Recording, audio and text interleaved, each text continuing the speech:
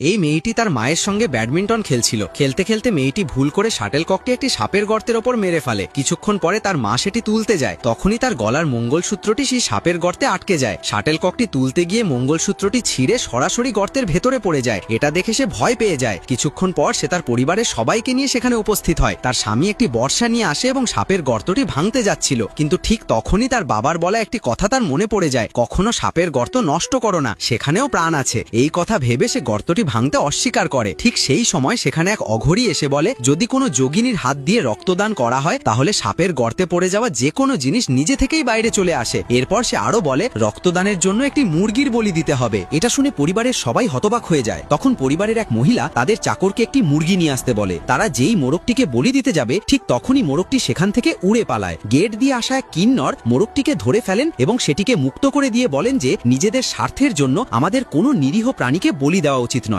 এই কথা বলে সে নাগদেবীর গর্তের কাছে আসেন এবং কিছু মন্ত্র পড়তে পড়তে একটি লেবু গর্তের ভেতর ছুঁড়ে দেন। এরপর সবাই অবাক হয়ে দেখে যে সেই মঙ্গলসূত্রটি কিভাবে গর্ত থেকে বাইরে বেরিয়ে এলো। আর কিন্নর মরিয়াটি সেটি গঙ্গাকে পড়তে বলল। নিজের পরাজয় দেখে যোগিনী রাগে লাল হয়ে যাচ্ছিল, তাই সে কিন্নর মহিলাকে চ্যালেঞ্জ জানায়।